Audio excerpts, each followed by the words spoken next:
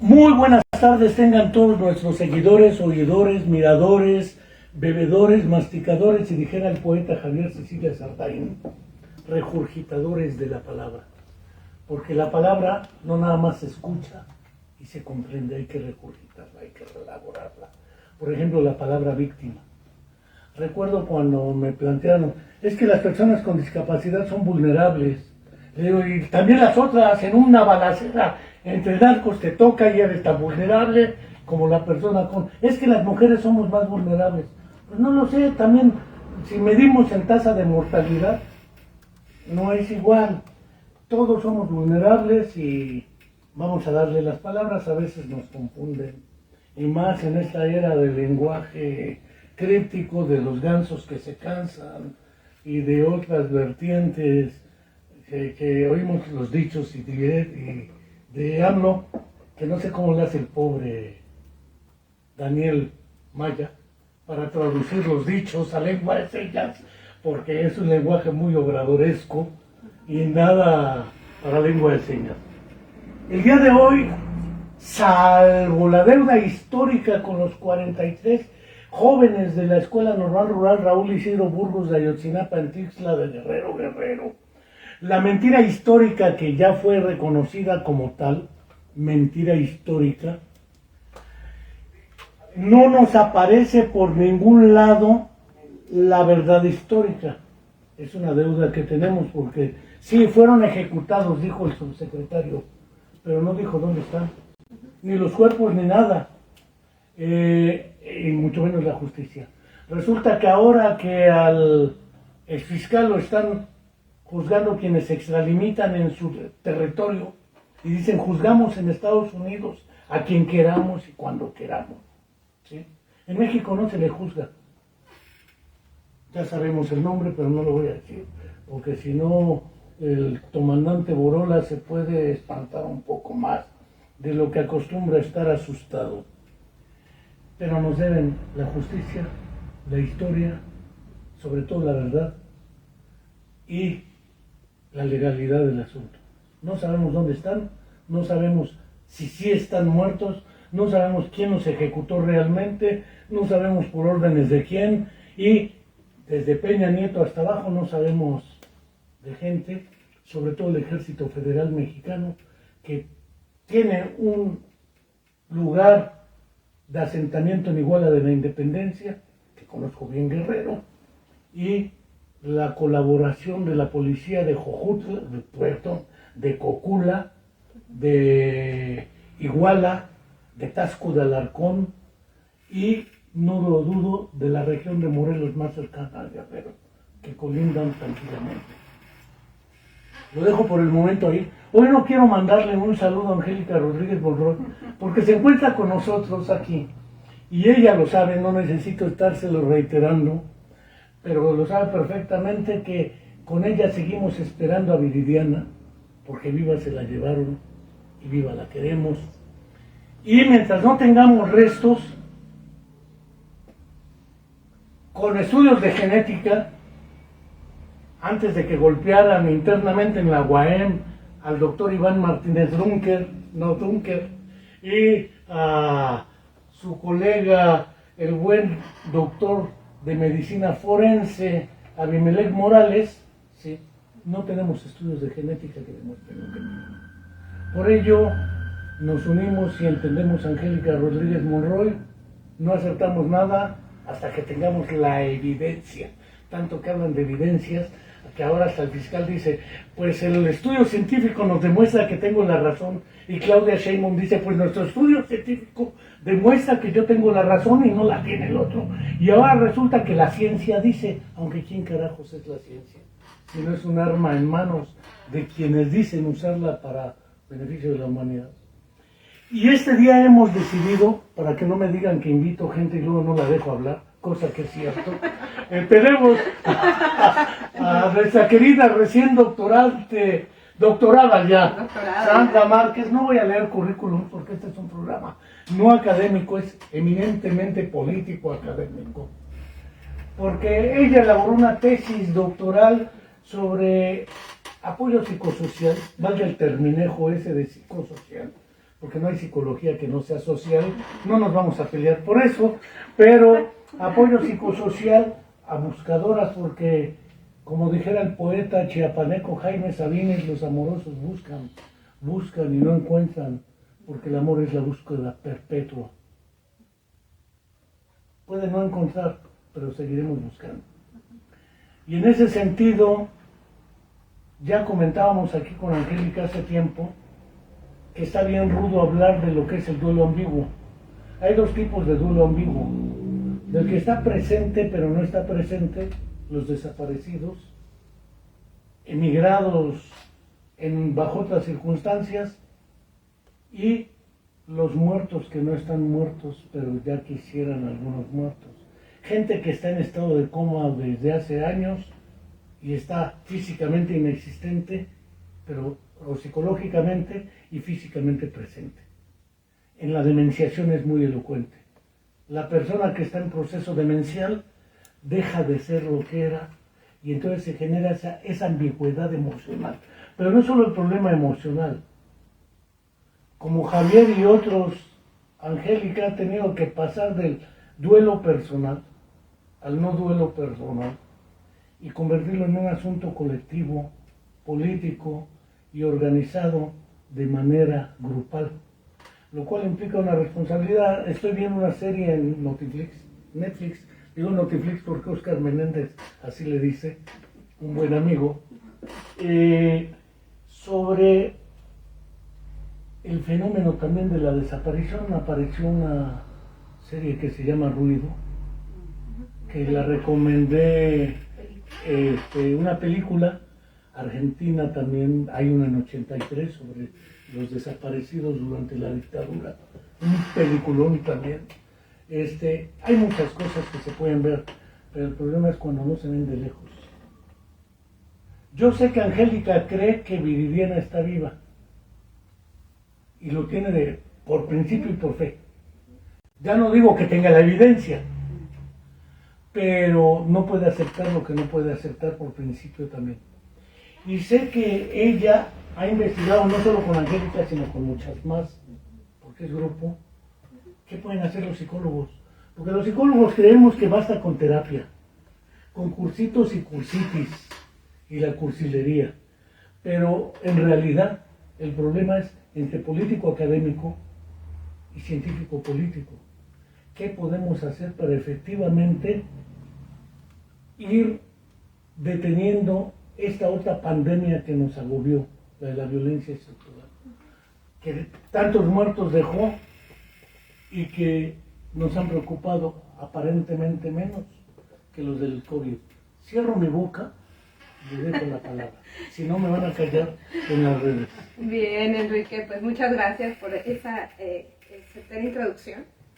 El trabajo que se realizó en conjunto con Angélica fue precisamente una serie de entrevistas a partir de las cuales hice análisis cuantitativo y cualitativo.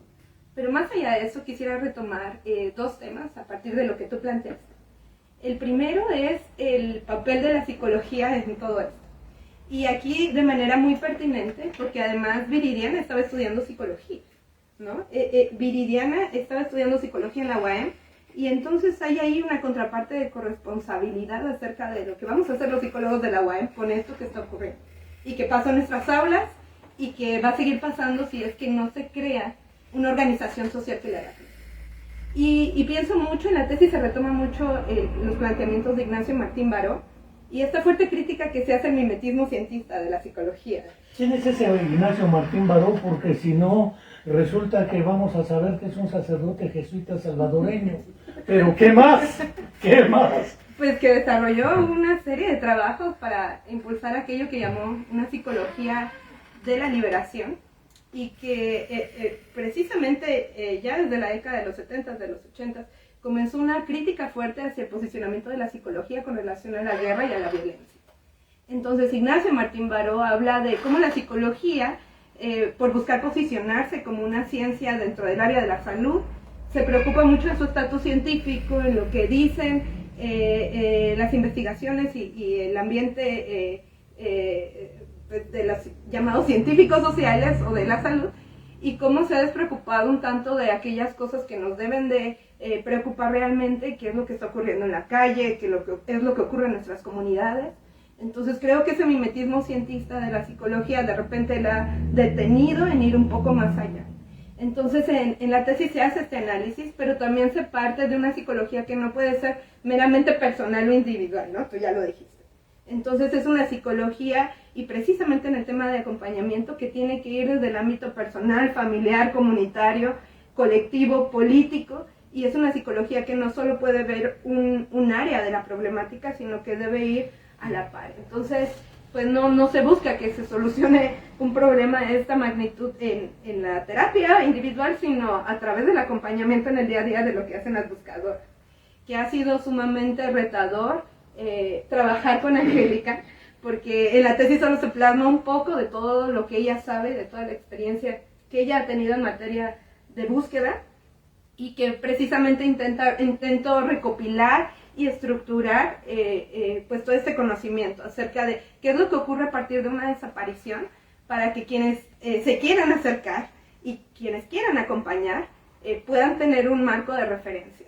Pero como todo, no está plasmada la totalidad de la realidad hasta que acompañas, hasta que estás en el campo, ¿no? Nadie entiende la dimensión de la búsqueda de personas en México hasta que no va a una búsqueda con ellas o está cerca de la experiencia del día a día. A ver, señalas algo que es importante. La psicología, como cualquier disciplina, debe atreverse a salir de las aulas universitarias y de los laboratorios dentro de la institución. Salir no significa negarlas, sino relacionarse directamente con la realidad social y cultural, que era lo que planteaba a Martín Baró, entre otros, a propósito de la psicología social de la liberación, que así le llamaron en su tiempo algunos, en El Salvador, Guatemala, Nicaragua y parte de lo que era la región de Latinoamérica. No pienso que hoy se conmemora un aniversario más de la muerte del sacerdote Camilo Torres Restrepo, fundador del Ejército de Liberación Nacional en Colombia. Pero también en el caso de Angélica, porque ella ha buscado, no sé qué ha buscado, pero sí sé qué busca, es decir, la palabra mágica desaparición, que es muy artificial, porque la realidad no desaparece. Es decir, Viridiana no desapareció, la desaparecieron. Pero si somos más exigentes con la lengua y sus palabras, no la desaparecieron, se la llevaron y quién sabe dónde carajos la tienen. Yo creo que Angélica cree que está por algún lugar. En la trata de blancas, en la explotación sexual, en lo que sea. Con drogas, violencia y etcétera. Cosa que es doloroso, pero que podemos reconocerlo como un punto de partida para buscar encontrarle una salida y encontrarla en el momento que sea. ¿Qué significa para ti ese acompañamiento? Porque el primer acompañamiento es par casi entre ustedes. Aunque dicen buscadoras, sé que hay buscadoras y buscadores. Hay hijos que buscan padres y madres, hay hijos o personas que buscan hijos, etcétera. También hay padres que buscan a sus hijos. Entonces, hermanos, hermanas, parejas a las disparejas, pero ¿qué ha significado para ti esta trama y este apoyo psicosocial? Porque a lo mejor ella se está dorando la píldora de que sí sirve lo que hace. Y es legítimo que se la crea, porque si no se la cree ya quién. Pero los referentes son ustedes mismas y mismos. ¿Qué nos puedes decir, Angélica?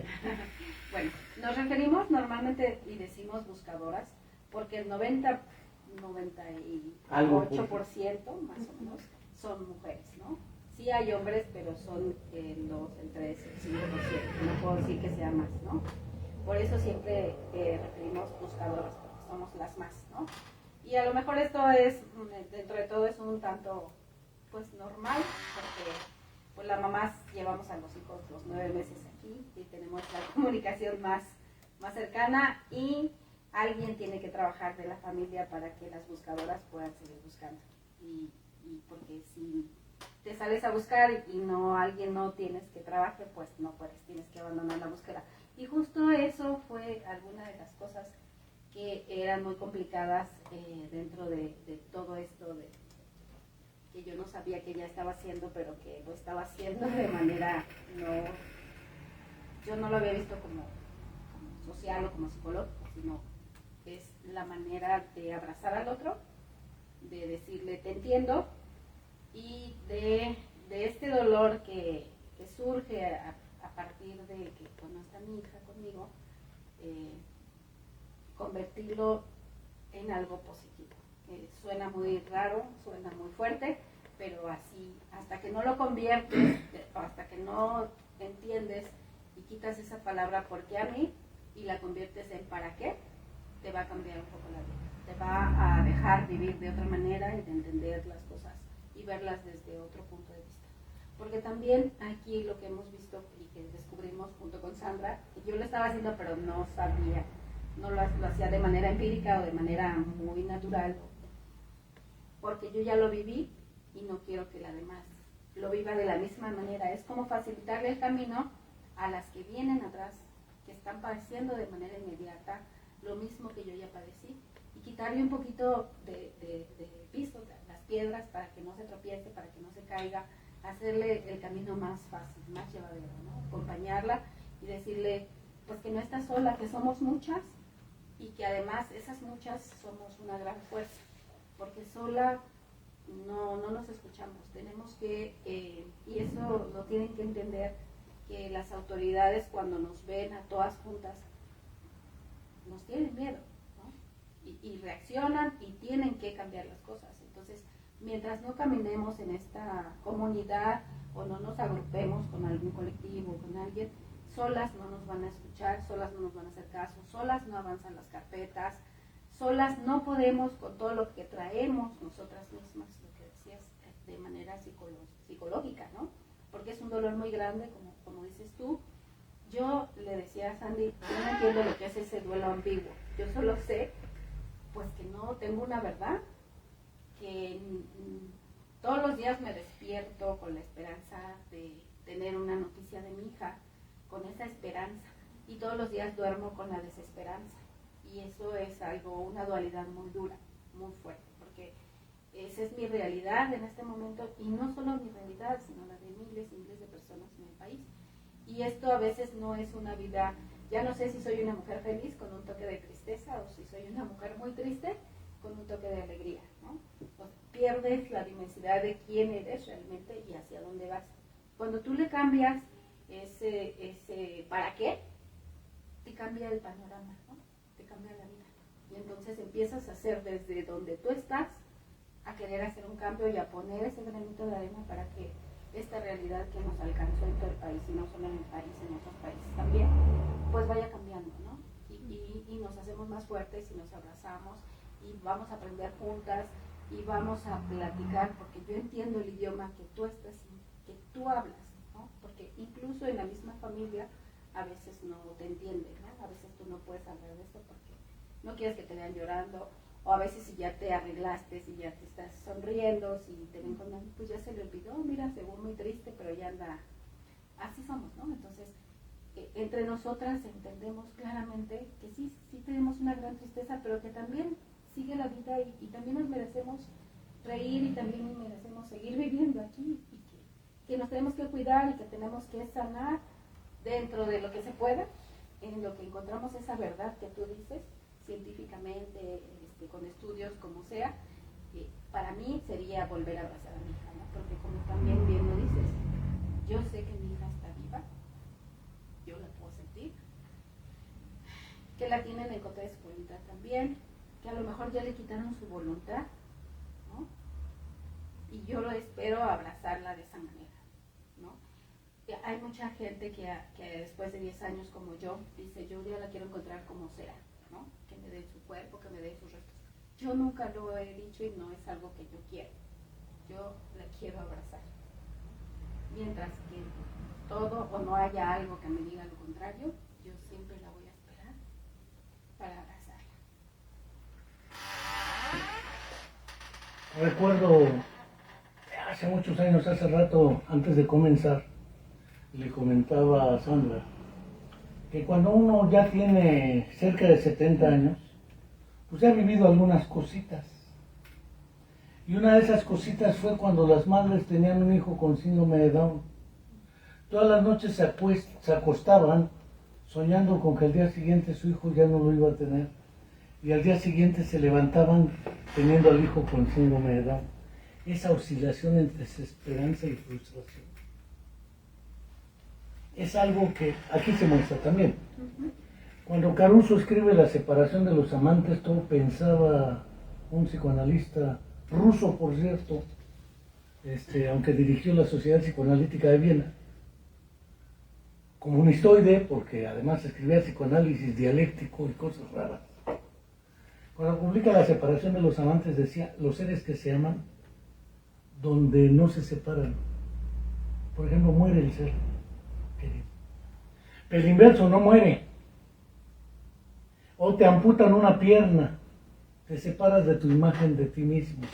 Hay que llevar un proceso de sanación, que es lo que le llamó elaboración del duelo. Pero pues tienes ahí la pata que te cortaron y el miembro fantasma amputado. Es decir, ese dolor que te da en la pierna que ya no tienes. Pero sabes qué y por qué.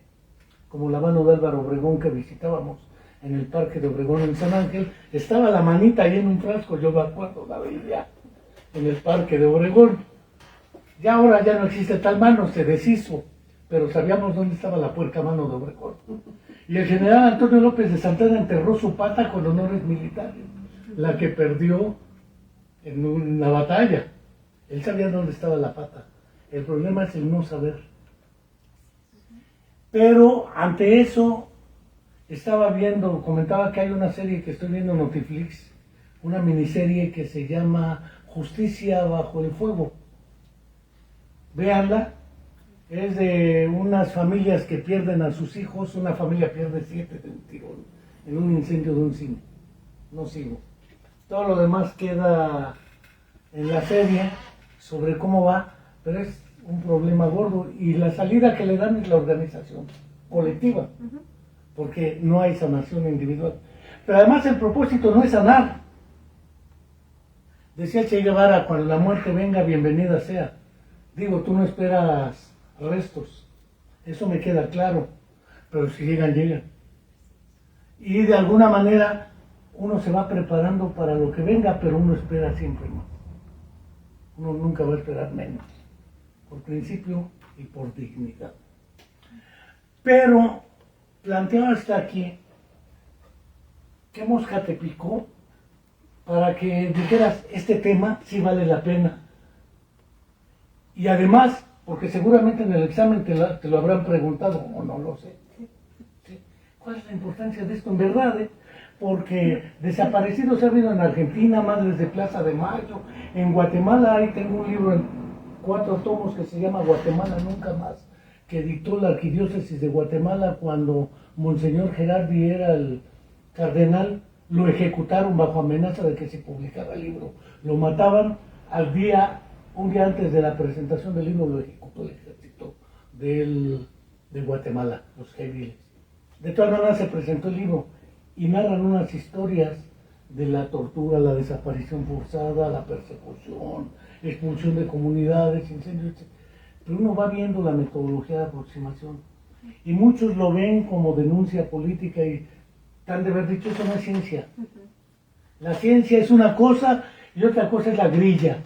Si quieres hacer ciencia, deja esa basura y de qué mosca te picó y por qué crees que el piquete de la mosca sí vale la pena.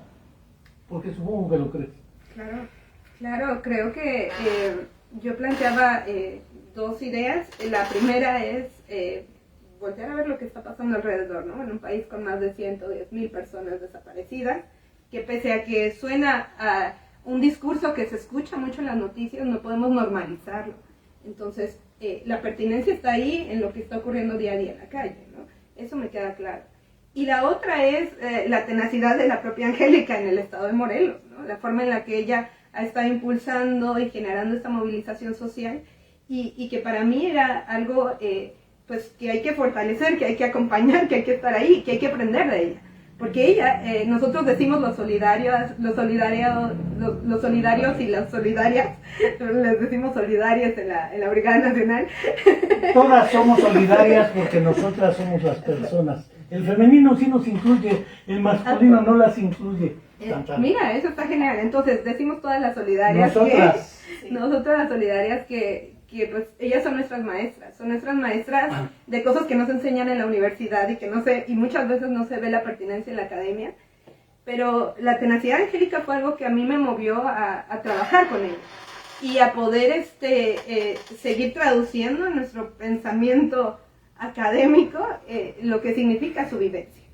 Y cómo ese pensamiento académico se despoja de ese estatus y de esa creencia de expertos, porque no somos expertos de nada, y menos de esto, porque aquí las expertas son ellas, en cómo nosotros podemos ser humildes en escuchar lo que ellas tienen que decir y ponernos a trabajar en eso, que es acompañarlas en las diligencias, que es apoyar en gestionar recursos, en movilizar conciencias, en sumar a más personas a su lucha, en darle difusión a lo que ellas están haciendo en todos los espacios donde podemos y en cargar las sillas o lo que nos toque hacer cuando estamos en el campo, que es precisamente la tarea de acompañamiento, porque el acompañamiento se hace en la caminata, ¿no? O sea, cuando está pasando algo y ellas están en la oficina o cuando se está conmemorando una fecha relevante, como es aquí acaba de pasar el cumpleaños de Viridiana, el acompañamiento está ahí. Y como bien lo dices, ellas hacen el primer acompañamiento porque se identifican. Y Angélica dice, somos una familia del dolor.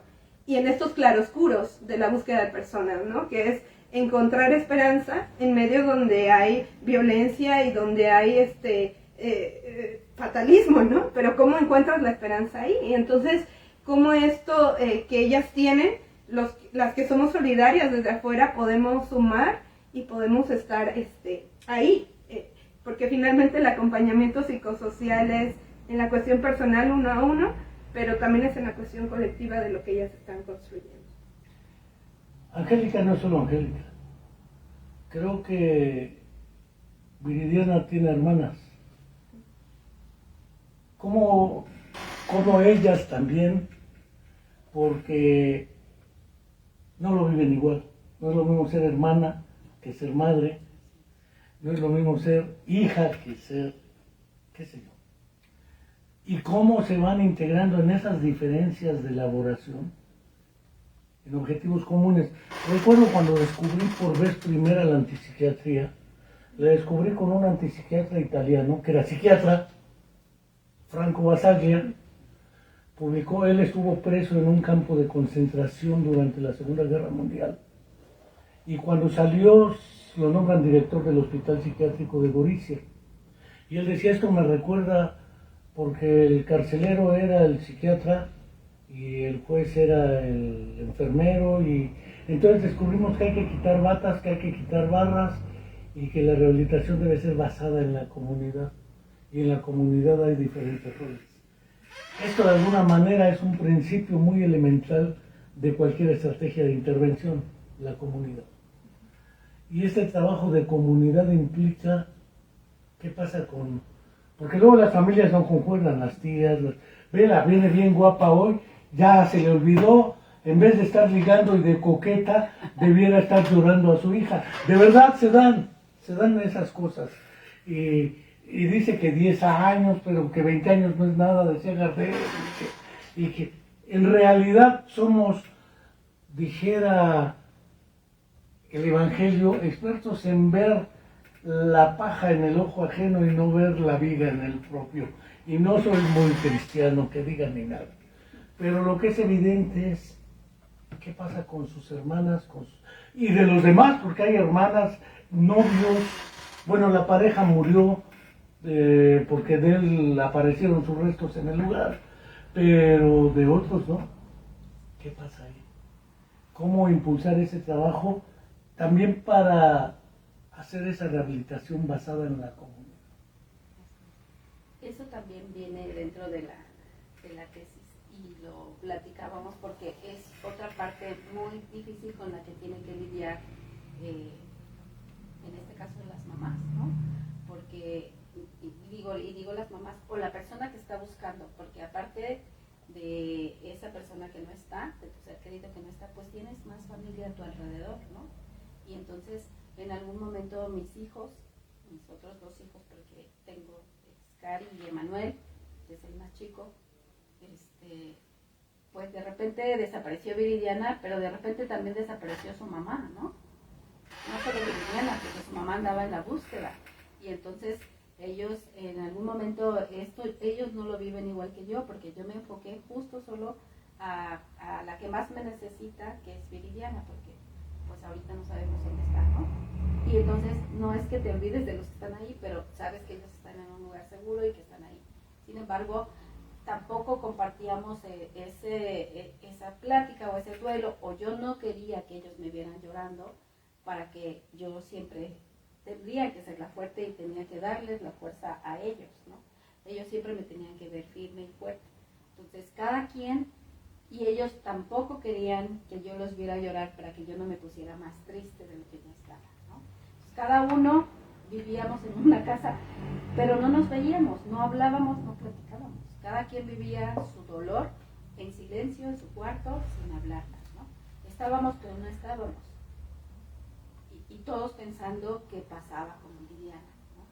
Y en algún momento tienes que, y ahí viene la tesis también, tienes que hablarlo y tienes que decirlo. Y esto empieza a cambiar y es como un proceso que se va. Tienes que hablarlo y tienes que mostrarte tal cual y tienen que llorar todos juntos y todos abrazados y saber que a ellos también les duele y que a lo mejor yo no los volteaba a ver, ¿no? Yo decía, bueno, ustedes están aquí, están comiendo, están en un lugar seguro, resguardados, ¿no? Sin frío, sin nada, ¿no? Como yo pensé que estaba mi hija, ¿no? Y que muchas veces yo misma ya me niego a ese tipo de pensamientos porque es como darme de latigazos, ¿no? Pensando si la tienen en trata, qué le están haciendo, si comió, si llovió y tiene dónde, o sea, yo me prohíbo esos pensamientos porque esos pensamientos me enferman, pero ellos también los tenían y no me los decían. Entonces es todo un proceso que también tienes que llevar dentro de la familia, porque mi hija, la menor, me castigaba. Ella salía y no me contestaba, como diciéndome, mamá, yo también existo, ¿no? Y tienes que llevar ese otro proceso, ¿no? Y mi hijo se enfermaba muy seguido, justo también para decir, a ver, mamá, yo también estoy aquí, no solo tienes una hija, ¿no? Y hasta que ella me dijo, ellos me dijeron, pues también estamos nosotros, ¿no? O sea, sí, yo sé. Y entonces yo les pedí perdón y les dije, si ustedes me dicen que ya no vaya a buscar, yo dejo de buscar y me quedo con ustedes. Y me dijeron, no, yo creo que te reclamaríamos si no salieras a buscar a mi hermana. Pero fue en ese momento en el que lloramos juntos, no lloramos, aullamos, creo. Y ese momento fue así como de sacar todo lo que traes y de ir entendiendo lo que tú haces y de ir entendiendo yo si ellos no se quieren involucrar de la misma manera, porque es demasiado doloroso, porque con cada caso nuevo que llega vuelves a revivir lo que tú ya pasaste y yo no quería tampoco eso, que mis hijos estuvieran aquí, porque Manuel, por ejemplo, me reclamaba porque siempre lo dejé allá en la esquina, no, tú no vengas. Y a Karina, ella solita, de hecho ella es abogada después de lo que pasó con su hermana, ella quiso estudiar Derecho porque veía que los abogados pues dejan mucho que desear y ella necesitaba respuestas que no tenía. Sin embargo, cuando estudió Derecho y estuvo ahí, tampoco le convenció y tampoco se involucró tanto. Ella es parte del colectivo, pero no de la manera tan activa. Pero yo también respeto esto porque sé que para ella es demasiado doloroso y que tiene que llevar un proceso propio en el que ella diga, ahora sí, ¿no? Yo parto de las analogías porque es la vida misma. Y una analogía que he encontrado es en autismo, en parálisis cerebral, en síndrome de Down. Las mamás, porque es la mayoría, no los papás, pero para el caso es lo mismo. Exacto. Resulta que concentran la atención en el niño con síndrome de Down, con parálisis cerebral, etc. Mi mamá hacía eso conmigo y con mi hermano. porque éramos los que necesitábamos el apoyo. Y además, cuando fuéramos grandes, nuestros hermanos nos iban a mantener. Es al revés exactamente. Ahora nosotros los apoyamos. Pero fuera de esa historia de quién hace qué o qué no hace, hemos encontrado que los familiares de personas con discapacidad tienen un sentimiento similar, un sentimiento de abandono y de indefensión. No puedo hacer nada, algunos le llaman los psicosociales, indefensión aprendida o desesperanza aprendida, Seligman, y otros, eso lo vio ella claramente, pero es un fenómeno muy agudo y el problema es que para colmo de colmos eres mamá, eres buscadora y ahora tienes que ser la psicoterapeuta de tu parentela hacia abajo y la inversa también, los sentimientos de culpa, la ansiedad, angustia, todo ese tipo de fenómenos que se trabajan desde hasta terapia cognitivo-conductual. Me prohíbo los pensamientos negativos porque me parten la madre. No lo dijiste así, pero es en esencia eso. Y no quieres que te parta la madre porque para buscar necesitas estar entera, no hecha pedazos. Eso me queda claro. Perdón por la franqueza con la que hablo. En Guatemala nunca más una señora narraba cómo mataron a su esposo, a sus 3 hijos y a su hija y le abrieron el vientre embarazada y demás. Decía, ahora con la paz, porque eso viene también con la justicia y paz con dignidad. Resulta que negociaron y uno de los que torturaron y mataron vive exactamente enfrente de ella. Y dice, ¿cómo me piden que los perdone? Que conviva con él. Pero Andrés Manuel López Obrador dice, yo los perdono. Él no es quien para perdonar a nombre de las víctimas. Yo digo que me lo traigan aquí enfrente, porque yo no sé a quién voy a perdonar. Hasta ahorita yo no sé a quién voy a perdonar. Entonces el problema es que no sé si solo tú, tus hijos, mamás me han dicho, ¿y cómo vas con tu pareja? No, ya el sexo se acabó en mi vida y todo eso porque ya mi vida ha cambiado brutalmente y dramáticamente.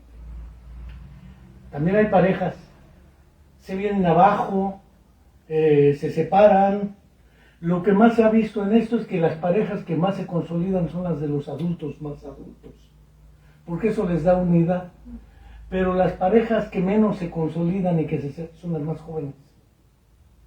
En discapacidad y, por ejemplo, daño neurológico por trauma de cráneo.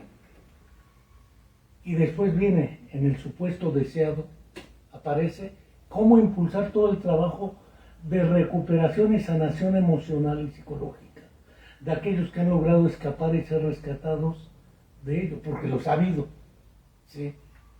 De eso no hay mucha experiencia aún todavía, aunque se ha habido gente encontrada y de alguna manera ese otro trabajo también es fundamental, lo que llamaban en psicoterapia de grupo y familiar o sistémica el chivo expiatorio.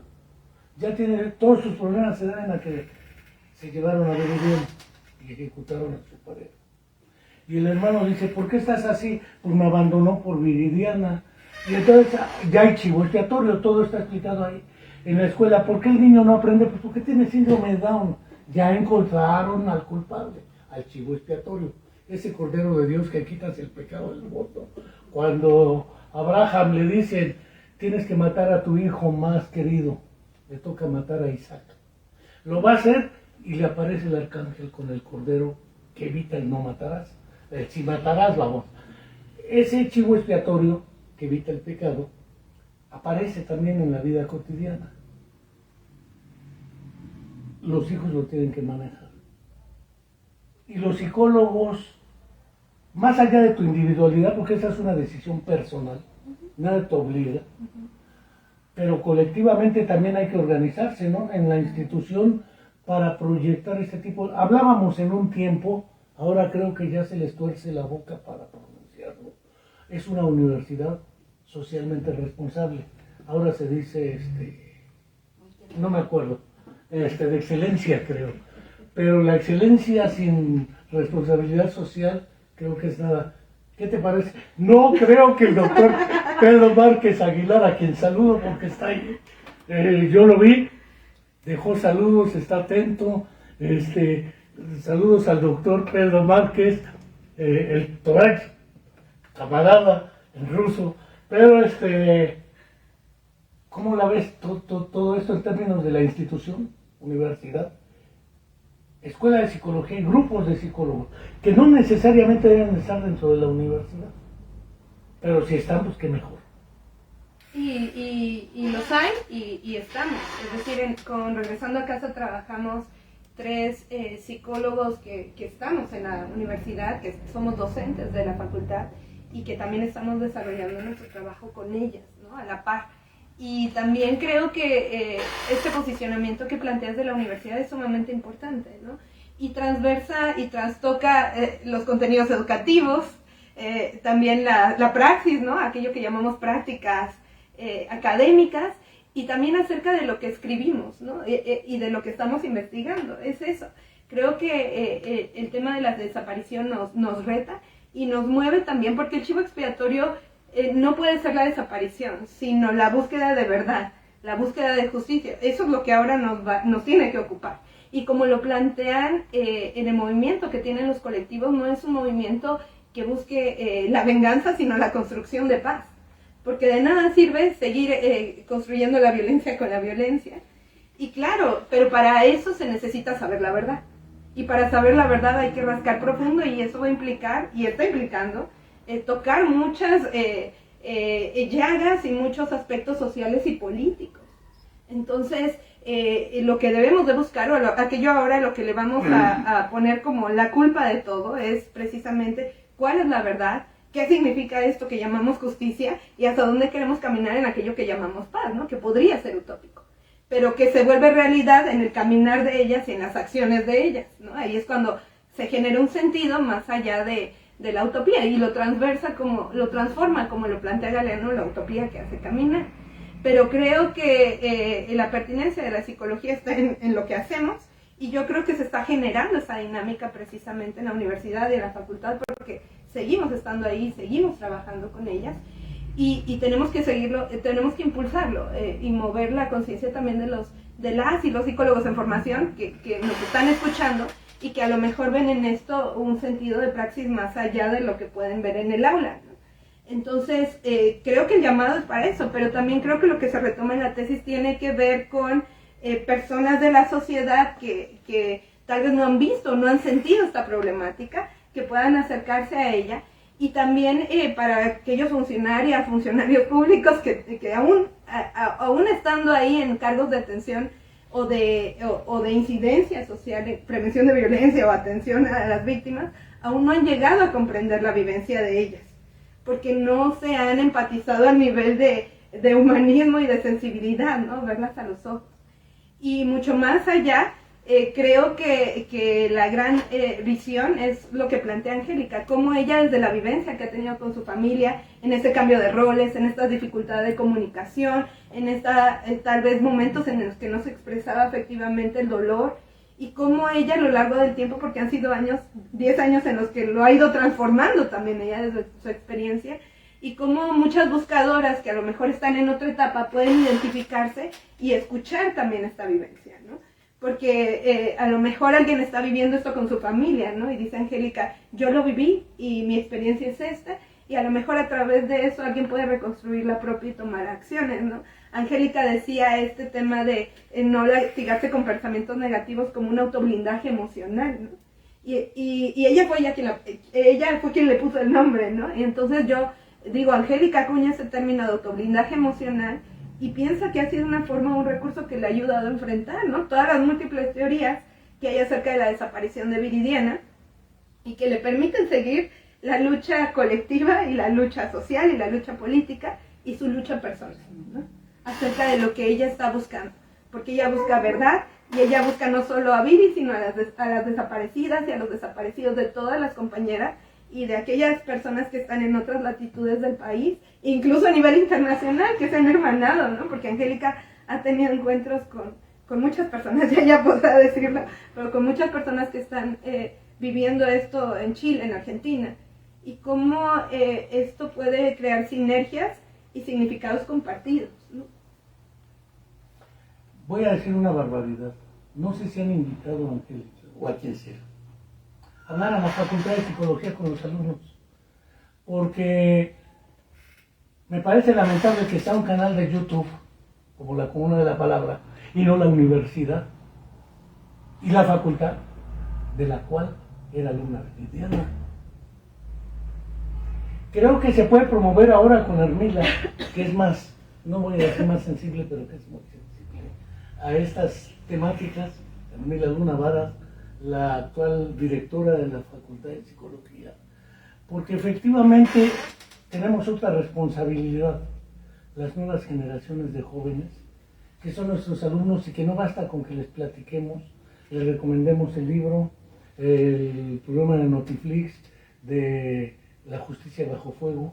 Aquí parece ser que pudiera llamarse La Justicia en Fosas Clandestinas Basurizada, como están muchos restos, y no hablo nomás de Tetelcingo y Jojutla, pero nos queda claro que sería una buena alternativa, y desde aquí aviento la piedra y no escondo la mano. Pero aparte de la UAM, instituciones de educación de jóvenes, bachilleratos, donde efectivamente pueda movilizarse la conciencia en torno a este fenómeno, porque los más afectados son los jóvenes. Los que más desaparecen son los jóvenes. ¿Sí? Entonces yo creo que vale la pena, no en aras de alarmar y de jugar a la paranoia colectiva, pero sí en aras de concienciar un poco, dijera el buen Paulo Freire. No lo citaste, pero era el asunto de no vamos a detener la violencia con más violencia. No lo sé a estas alturas de la vida, pero no solo de pan vive el hombre, pero sin pan no vive. Creo que ¿qué más puede hacerse? Porque la psicología tiene sus límites. Lo otro es la actitud ante la vida que asume Angélica y otras más angélicas que no son Angélica, pero que como Angélica enfrentan situaciones similares, como la colega de Chihuahua, que de todas maneras la matan buscando a su propio familiar. También el miedo, ¿qué pasa si me matan? Me matan si no trabajo, y si trabajo me matan, siempre me matan siempre, decía una canción sudamericana, ¿sí? En el fondo también está ese temor, las amenazas que les han llegado, porque no es que me saque de la manga o de la televisión Notiflix este tipo de sucesos, llegan. ¿Y cómo enfrentar esto también? Pues lo platicábamos también con Sandra, ¿no? Y que si el miedo está ahí, y yo creo que el miedo me permite estar viva, sobrevivir e identificar muchas cosas y muchas actitudes que tengo que hacer y que no tengo que hacer. Pero la verdad es que yo también lo decía, a mí no me puede pasar nada peor que lo que ya me pasó. Entonces también llega un momento en que ya no tengo miedo, ¿no? Porque la misma familia dice, ¿por qué estás actuando de esa manera? ¿Por qué dijiste esto? ¿Por qué te pones con Sansón a las patadas? Te van a hacer esto, te van a hacer lo otro, el dolor que yo vivo todos los días ya no puede ser más grande, que pues si me matan igual y hasta me hacen un favor, porque ya no voy a sentir, ya no voy a tener que estar viendo tantas injusticias. Entonces, no sé cómo se puede decir ahí, pero la verdad es que sí te sirve para decir hasta aquí, para identificar lo que tienes que hacer, pero la verdad es que sí, las autoridades, y creo que más desafortunadamente en esta administración, han matado a muchas mamás en muchos estados, ¿no? Justo porque están buscando. Y aquí no nos vamos muy lejos. El año pasado, enero, hizo un año que mataron a Ana Luisa Garduño. Y entonces yo le decía, pues esa es la política del terror, ¿no? Es como decir, a ver, ¿quién sigues, no? Mejor bájale, porque así muchas ocasiones han dicho, ya bájale, ya no dé tantas entrevistas, ya no diga, nosotros estamos haciendo y usted está diciendo lo contrario, ¿no? Y yo no me voy a callar, yo voy a seguir diciendo, ¿no? Así es, yo voy a seguir diciendo lo que no han hecho, porque lo que han hecho es su obligación y yo no tengo por qué aplaudirles. para eso están ahí. Y si no quieren hacerlo, pues entonces que se vayan a otro lugar donde quieran hacer y les guste lo que están haciendo, ¿no? Pero yo os voy a seguir diciendo lo que no han hecho. ¿No estás enojada ahorita?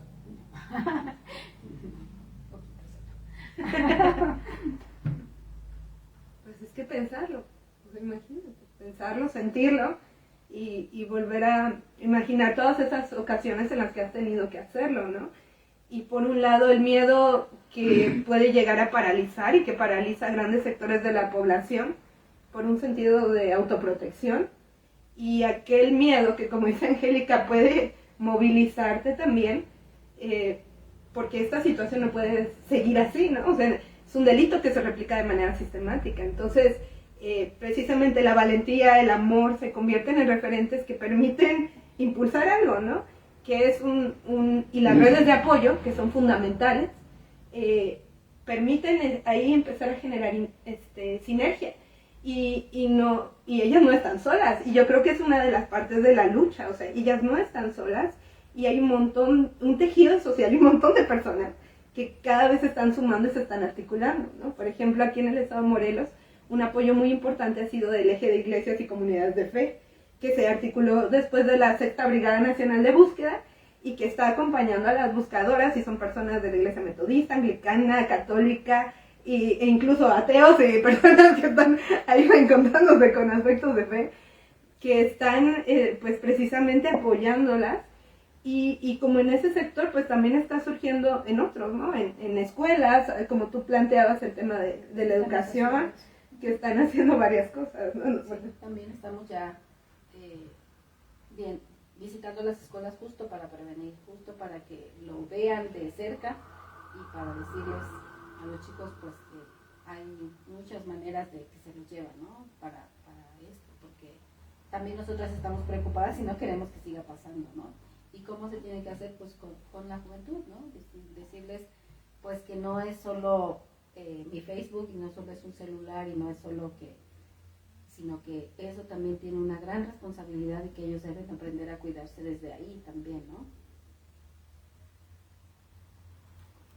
Pues como vemos, el título enorme de la tesis era ¿cuál? Una aproximación psicosocial a las dinámicas y efectos de la desaparición de personas en el estado de Morelos. Y un poco de lo que hemos hablado es el propio contenido de la tesis a través de un caso concreto. Las dinámicas y las consecuencias de ello. Y naturalmente es un espacio que también busca seguir difundiendo con otras latitudes, porque después llega a varios lados esto por la página de Facebook de la Comuna de la Palabra, pero sobre todo la de YouTube. Ya tenemos casi 800 suscritos, y eso es un buen signo, y seguimos invitando a que se suscriban a nuestro canal de YouTube de la Comuna de la Palabra, y de Spotify para podcast. Y naturalmente no sé si quieran agregar algo más, porque el propósito menos que académico era a través de Sandra, y que ella dijo bueno, pues está bien que venga Angélica, ¿no? Así nos echamos a dos voces, un canto y un lamento.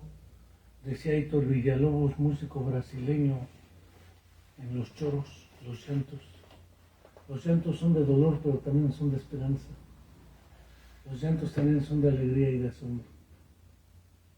Y además sabes que cuentas con nosotros, lo sabes, y con René lo tuvimos hace 2 semanas, ha andado con algunos problemillas, pero él sabe que estamos aquí, y otros más que seguramente tenemos los brazos abiertos para que sepan que no están solos. Ni ustedes ni las colaboradoras o solidarias o como quieran llamarse, poco importa. Lo que importa es estar cuando se tiene que estar donde tiene que estarse. Y naturalmente, no sé si quieran agregar algo más. Yo, Angélica. Pues, agradecer a Sandra, ¿no? Y decir que para mí esto fue una experiencia muy, muy bonita, además muy sanadora, porque ella me ayudó desde la psicología, desde su saber, a identificar cosas que yo estaba haciendo, pero que las hacía de manera natural y que no entendía, ¿no? A veces como la dimensión o como para qué, ¿no? Y también dentro de mí identificar, y para mí fue algo como muy sanador, volverlo a hablar, volverlo a hacer un recuento y ir reconociendo todas las etapas, todos los procesos, porque no todas estamos en el mismo proceso, ¿no? Entonces ir reconociendo con mayor claridad, porque sí los tenía reconocidos, pero ahora esto me sirve para reconocerlos con mayor claridad, y con mayor claridad poder seguir abrazando a las que están en el proceso de la negación y que traen una venda en los ojos y que no saben qué sigue, ¿no? Ahora yo sí sé que sigue, pero ahora ya lo confirmo con el trabajo que hicimos juntas, y la verdad yo le agradezco que ella haya tenido como el pulso y la sensibilidad de acercarse de esta manera, porque no solamente es un trabajo que hemos hecho juntos, ¿no? Sino para mí es una amiga y siempre está cuando la necesito, y eso pues hay que agradecerla. Sí. Pues también debieron darte el doctorado a ti, ¿no? Es una tesis. Digo, fuera de ello, de la vicisitud académica, pero la escuela de la vida es enorme. Exacto, y creo que el rol que jugó Angélica en este proceso también es muy interesante desde el punto de vista de la crítica de la ciencia. Es que Angélica es la participante de la investigación, pero también es quien codirigió la tesis, porque finalmente yo en ella buscaba siempre como la guía acerca de lo que se estaba escribiendo, y yo también la consideraba parte como de mi comité tutorial, porque finalmente su palabra era muy importante en esto que se estaba tejiendo. Y la otra es poner en el centro esta reflexión que hay acerca del testimonio, ¿no? Yo no hablo por Angélica, Angélica tiene su propia voz, ¿no? Y entonces Angélica va compartiendo sus saberes que se van plasmando a través de documentales, de tesis, de libros, de notas, y es Angélica quien va hablando y va cimentando diferentes espacios sociales. Y seguramente Angélica, ojalá que haya muchas personas que escriban acerca de la lucha, de las reflexiones, de los procesos que ellas están viviendo, y que ellas mismas pueden seguir escribiendo y compartiendo sus vivencias, ¿no? Entonces, eso también es muy importante en el tema de la tesis, porque de hecho en el examen la pasaron al frente, ¿no? Para que ella me hiciera preguntas, para que ella diera su opinión, y creo que eso es fundamental en la forma en la que hacemos ciencia, ¿no? No una ciencia distante, sino una ciencia consciente, crítica, militante, y que también pues trae consigo muchos retos, ¿no? Pero ha sido un proceso muy interesante. Yo también agradezco a Angélica demasiado por dejarme caminar con ella, y a las buscadoras de Regresando a Casa Morelos, que nos permiten caminar con ellas y que ahí nos dan un lugarcito en estas dinámicas tan complejas que ellas están impulsando, ¿no?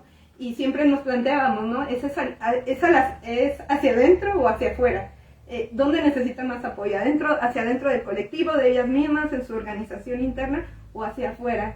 Y nos damos cuenta que la labor que ellas hacen va en todos los sentidos, ¿no? O sea, tiene que ver con la cohesión del colectivo, la resolución de conflictos, la planeación que ellas mismas tienen, pero también es hacia afuera. O sea, no pueden quedarse el escenario de las instituciones y todas esas gestiones que hacen de manera tangencial en esta lucha. O sea, todo es demasiado relevante. Y de hecho, Aida Hernández, a quien mando un saludo, a quien mandamos un saludo, que ella plantea esta idea de la pedagogía del amor que nos enseñan las buscadoras, y en estas discusiones que también se han generado, y discusiones y reflexiones que hemos tenido con Pietro Ameglio, ¿no? Que él hablaba de la necesaria movilización social no violenta, y cómo nos planteamos, cómo es la lucha, o cuáles son las dimensiones de la lucha. Pues es que es tan grande, ¿no? El tema de la violencia en México, que necesitamos demasiadas aristas y muchos brazos militando en una transformación social. Entonces, pues por ahí va esta reflexión. Quizá un poco con la idea de cerrar el sueño acariciado que tienen los 4 P's: perfiles, puntos, publicaciones y la próstata. Uno llega a la edad en la vida académica universitaria. Los trabajos publicables, arbitrables y demás no deben contar historias de vida de una persona. La persona no existe, lo que existe es el dato y la evidencia.